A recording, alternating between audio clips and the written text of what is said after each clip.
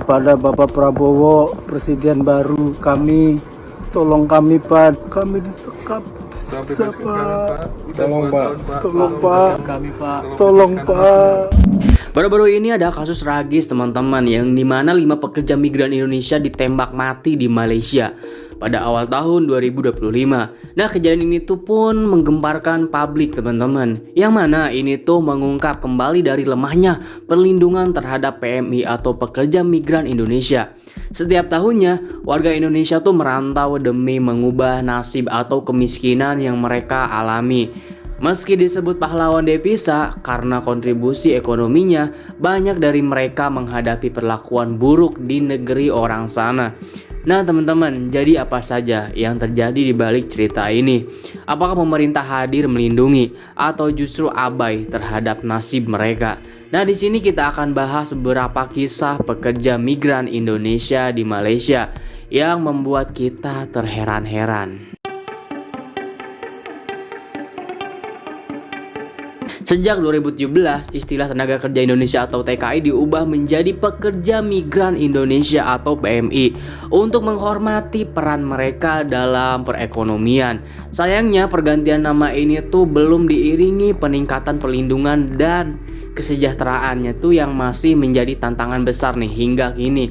Nah, kita mulai dari yang paling hangat dulu, yaitu kasus penembakan terhadap 5 pekerja migran Indonesia di perairan Tanjung Ru, Banting, Selangor, Malaysia oleh Agensi Penguasaan Maritim Malaysia atau APPM yang menimbulkan keprihatinan mendalam. Insiden ini tuh terjadi pada hari Jumat 24 Januari 2025 pada pukul 3 waktu setempat yang mengakibatkan 1 PMI tewas. Sementara 4 lainnya tuh luka-luka dengan 1 dalam kondisi yang kritis. Berdasarkan keterangan Direktur Perlindungan WNI atau BHI Kementerian Luar Negeri, Yudha Nugraha, penembakan dilakukan karena PMI tersebut diduga mencoba keluar dari Malaysia melalui jalur ilegal. Jadi sebelumnya kapal mereka tuh bertabrakan dengan kapal patroli APMM yang kemudian memicu tindakan keras. Nah, kepolisian di Raja Malaysia berdalih bahwa insiden ini tuh melibatkan tembakan yang dilepaskan sebagai upaya membela diri setelah terjadi perlawanan dari PMI tersebut.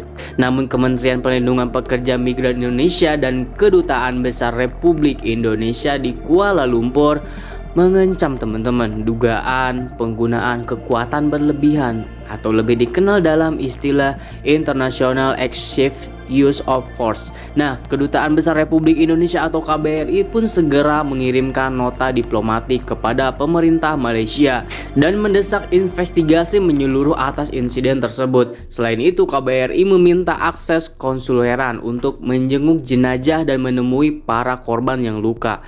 Pemerintah Indonesia melalui BV2MI juga telah berkoordinasi untuk memastikan penanganan medis yang memadai bagi korban dan pendamping hukum bagi mereka.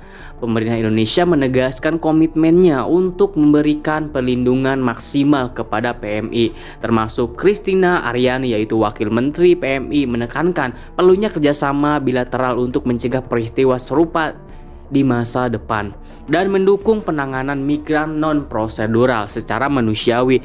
Pemerintah berharap kejadian ini tuh menjadi momentum untuk memperbaiki perlindungan PMI di luar negeri.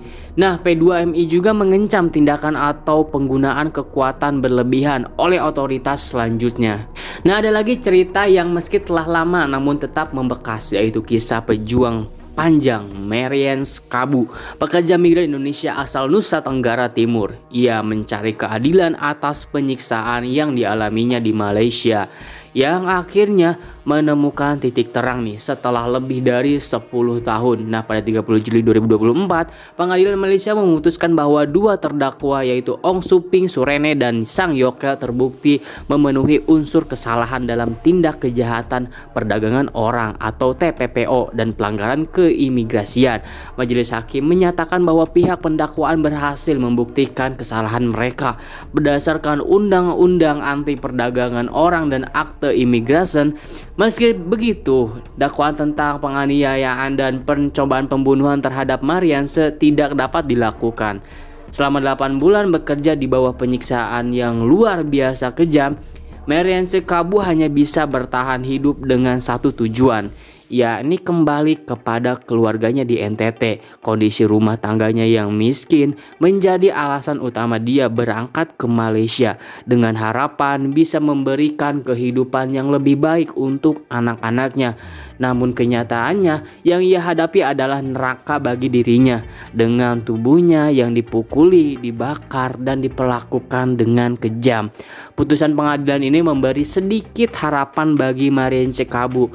Meskipun perjalanannya tuh panjang menuju keadilan masih terus berlanjut, Marian Cekabu yang menyaksikan persidangan tuh merasa lega karena ada kemajuan dalam kasusnya sebagai bentuk dukungan. Pemerintah Indonesia melalui KBRI memantau perkembangan kasus ini dan berkomitmen memberikan perlindungan maksimal bagi pekerja migran untuk memastikan kejadian serupa tidak akan terulang lagi di masa depannya. Tapi sayangnya teman-teman, hingga saat ini masih ada banyak banget kejadian serupa yang terulang kembali. Kalian mungkin sudah pernah melihat video yang baru-baru ini viral ya teman-teman, yaitu anggota DPRD Indramayu Robin yang juga kader Partai Nasdem diduga menjadi korban tindak pidana perdagangan orang di Myanmar. Dalam video yang beredar di media sosial, Robin bersama 3 rekannya tuh meminta bantuan Presiden Prabowo Subianto untuk membebaskan mereka.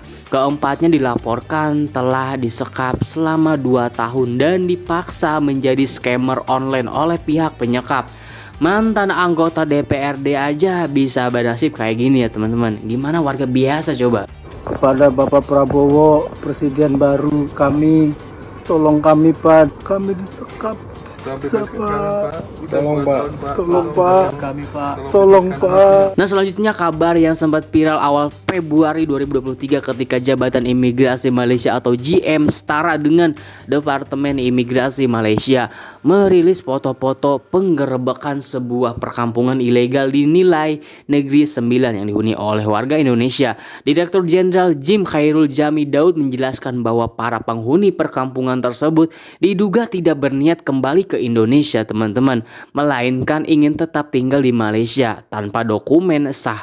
Penggerebekan ini pun merupakan bagian dari upaya aparat untuk menanggulangi imigrasi ilegal yang semakin marak di Malaysia, terutama di kawasan-kawasan terpencil. Tidak hanya di daerah Nilai, pada 16 September 2023 juga JM tuh melakukan operasi gabungan di sebuah perkampungan ilegal yang terletak di dalam hutan puncak alam Selangor.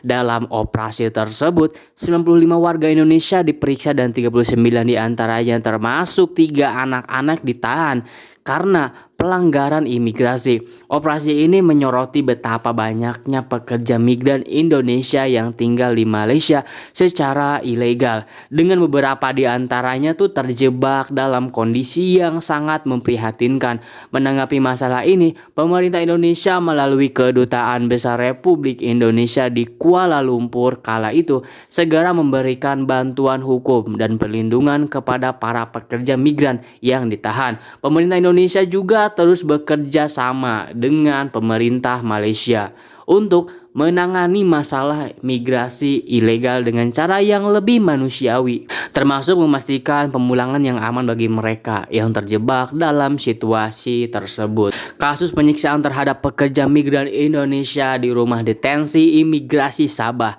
kembali mencuat nih setelah kesaksian beberapa mantan tahanan mereka mengungkap kondisi buruk selama ditahan, seperti kekurangan air bersih, makanan tidak layak, hingga perlakuan yang sangat tidak manusiawi. Mahmud, seorang pekerja asal Sulawesi, menyaksikan kematian seorang tahanan yang diduga akibat penyiksaan.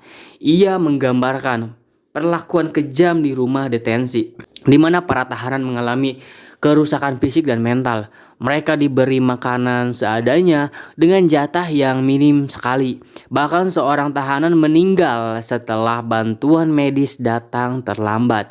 Meski ia sudah memohon pertolongan sebelumnya, laporan Koalisi Buruh Migran Berdaulat pada 2022 menyoroti penyiksaan, kelaparan, kurangnya fasilitas, dan minimnya perawatan medis yang dialami banyak pekerja migran Indonesia di detensi tersebut. Salah satu kasus yang mengemukakan adalah kematian Suwardi bin Samam Sudin, seorang pekerja migran asal Indonesia yang tewas ditahan imigrasi Tau pada Januari 2021 diduga akibat penganiayaan.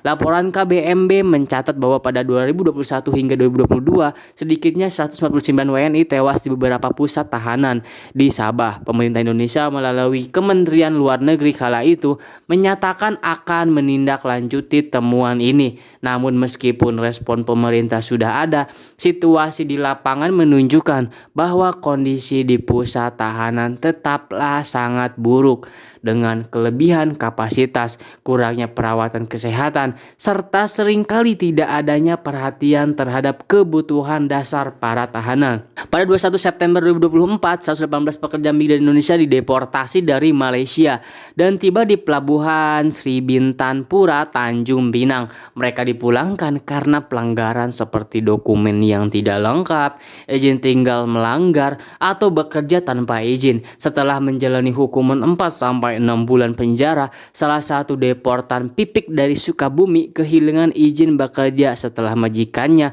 meninggal dan ditangkap saat majikannya ditangkap karena kerja tanpa izin di kedai kopi. Oke, itu dia teman-teman cerita orang-orang yang survive di luar negeri untuk memperbaiki ekonomi. Ya mungkin sampai di sini dulu ya untuk video kali ini dan sampai jumpa di video selanjutnya.